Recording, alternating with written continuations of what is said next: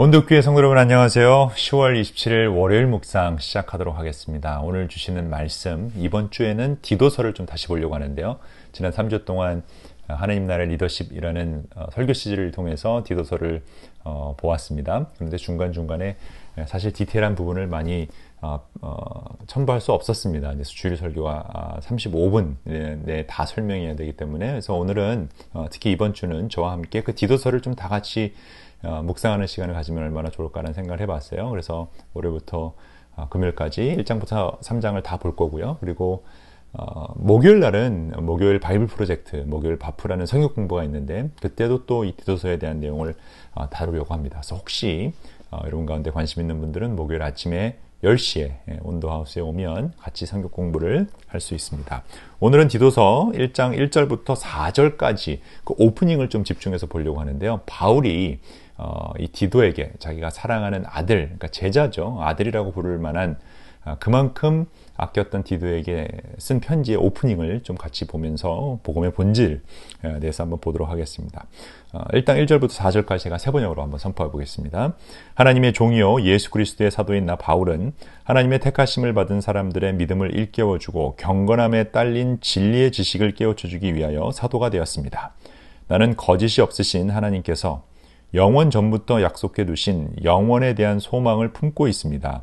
하나님께서는 제 때가 되었을 때에 하나님의 이 약속의 말씀을 사도들의 선포들을 통해 드러내셨습니다. 나는 우리의 구주이신 하나님의 명령을 따라 이것을 선포하는 임무를 맡았습니다. 나는 같은 믿음을 따라 진실한 아들이 된 디도에게 이 편지를 씁니다. 하나님 아버지와 우리 구주 예수 그리스도께서 내려주시는 은혜와 평화가 그대에게 있기를 빕니다. 아멘. 디도는 분명 바울의 동역자였고요. 제자였습니다. 그러니까 바울이 디도를 너무 아꼈다라는 것을 우리는 잘 알 수 있습니다. 그 디도에게 이 크레타 섬이라는 사역지, 거짓이 난무하고 혼탁한 이곳으로 바울이 파송을 하면서 부탁하는 편지인데요. 이 상황에서 바울은 다른 무엇보다도 디도에게 그 정체성, 그 믿음에 대한 정체성을 분명히 하는 것을 우리가 알 수 있습니다. 바로 1절부터 하나님의 택하심을 받은 사람들의 믿음을 일깨워주고 경건함에 딸린 진리의 지식을 깨워주기 위해 사도가 됐다. 디도 너도 이 일을 해야 된다라는 거죠. 그러니까 내가 지금 이 일을 하고 있는데 너도 그 일을 이어가야 된다라고 하고 있습니다. 여기서 재미난 것은 이 복음에 대한 어떤 본질을 하나님의 택하심, 또 믿음, 진리, 소망으로 바울이 설명하고 있다라는 거예요. 택하심을 받은 사람들의 믿음을 일깨워주고 경건함에 딸린 진리의 지식을 깨워주기 위해 사도가 됐다. 그리고 2절을 보면 거짓이 없으신 하나님께서 영원 전부터 약속해 두신 영생에 대한 소망을 품고 있다라고 되어 있죠. 그러니까 그 복음의 본질이 하나님 우리를 택하셨고 그렇기 때문에 이제 믿음을 주신 거죠. 근데 그 믿음은 결국 진리, 예수 그리스도라는 진리를 믿음으로 우리가 시작되는 것이고요. 또 다시 오시는 그 소망, 영생에 대한 소망, 주님 다시 돌아오시는 그날 완성되는 그 영생의 소망에 대해서 다루고 있습니다. 그러니까 이 복음은 단순한 종교적 교리가 아니라 하나님께서 선택받은 자들이 이 세상을 살아갈 때 선포하는 사명 선언문 같은 것이다라는 거죠. 나는 택함을 받았고 믿음을 선물로 받았습니다. 이제 그 진리를 선포해야 되는 의무감이, 책임감이 나한테 있고 우리는 주님 오시는 그날까지 그 소망을 가지고, 영생의 소망을 가지고 이 일을 해야 된다.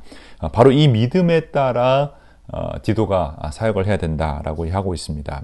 왜냐하면 다른 사도들도 그렇게 했다라는 거죠. 3절을 보니까 하나님께서는 제 때가 되었을 때에 하나님의 이 약속의 말씀을 사도들의 선포들을 통해 드러내셨습니다. 하나님 말씀이 선포돼야 되는 것이죠. 말씀을 선포되지 않으면 전달이 될 수가 없습니다. 하나님 말씀을 사도들을 통해서, 선지자를 통해서 선포가 되었는데, 나는 우리의 구주이신 하나님의 명령에 따라 이것을 선포하는 임무를 맡았다. 그리고 디도에게 그 임무를 이제 전파하는 거죠. 나는 같은 믿음을 따라 진실한 아들이 된 디도에게 이 편지를 씁니다. 굉장히 솔직하면서 애절한 그런 마음이 담겨져 있습니다. 같은 믿음을 따라, 즉 이 복음의 본질이 하나님의 택하심을 믿은 그 믿음으로 또 진리를 선포하며 소망을 가지고 있는 디도에게, 근데 그냥 디도가 아니라 진실한 아들이 된 디도, 이렇게 돼 있어요. 사도 바울의 진짜 아들이 아니죠. 그러니까 아들처럼, 그러니까 이 당시에는 아끼는 제자를 아들이라고 부를 정도로 그 친분감을 표현했을 텐데 그런 사랑스러운 제자 디도에게 같은 믿음을 따라 살게 된 진실한 아들이 된 디도에게 이 편지를 쓴다. 이 편지의 내용을 통해서 너도 사람들의 믿음을 일깨워주고 경건함에 딸린 진리의 지식을 깨우쳐줘야 된다. 너무 혼탁하기 때문에 진리가 보이지 않기 때문에 헷갈리기 때문에 거짓이 난무하기 때문에 이제 이 일을 해야 된다라는 거죠. 이 일은 사실 우리에게도 이제 주어졌습니다. 특히 우리가 이민자로서 이 땅에 살아가면 미국에서 특히 더 그런데요.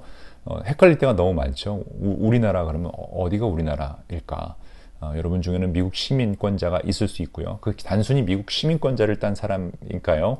아니면 정말 미국이 우리나라라고 할 수 있는 사람일까요? 뭐 헷갈릴 때가 너무 많이 있습니다. 정체성의 혼란이 오죠. 특히 월드컵 뭐 이런 거 하면 올림픽 하면 어디를 응원해야 될지 우리가 헷갈릴 때가 많이 있죠. 그런데 우리가 이 땅을 살고 있으면 제가 주일 설교 때도 얘기했지만 우리는 이 땅에서 시민이고 우리가 코리안 아메리칸으로 이 땅에 사는 이민자의 나라죠. 그런데 뭐 계속 정체성의 혼란이 오는 것은 사실입니다. 그런데 우리가 하나님의 택함을 받은 사람으로서 이 정체성의 혼란과 불확실한 미래 속에서 과연 우리는 어떻게 그 복음의 본질을 드러내며 살 수 있을까? 어떻게 바울처럼 하나님의 택하심을 받은 사람들에게 그 믿음을 일깨워 줄 수 있고 또 경건함에 딸린 진리의 지식을 깨우쳐 줄 수 있을까? 어떻게 하면 우리가 당연히 코리안 아메리칸으로 이 땅에 살고 있지만 결국 우리의 시민권은 이 땅이 아니라 미국도 아니고 사실 한국도 아니죠. 하늘나라의 시민권자로 살 수 있을까에 대한 그 복음의 시민, 하나님 나라의 시민, 예수 그리스도의 제자로 살 수 있을 것인가에 대한 고민을 우리가 해야 할 것입니다. 우리 온도교회가 이 지역사회에서 그런 하나님의 사람들로 보이려면 과연 어떤 삶의 모습을 살아야 할까? 이런 질문을 한번 던져보면서 오늘 하루를 시작하면, 이번 주를 시작해보면 어떨까 생각해 봅니다.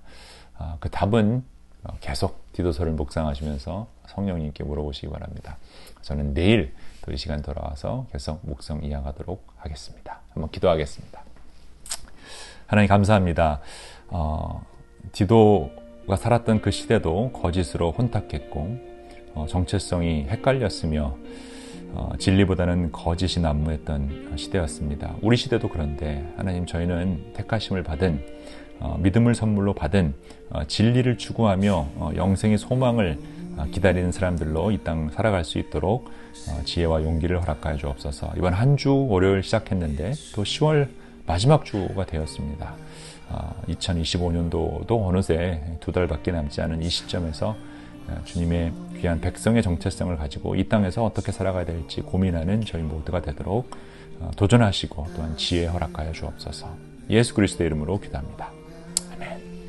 날씨가 이제 점점 추워지고 있습니다. 추워질 때는 은혜로 따뜻하게 따뜻한 하루 한 주 되시기를 주님 이름으로 축원합니다. 라이런 두건 이번 한 주도 따뜻하게 화이팅입니다.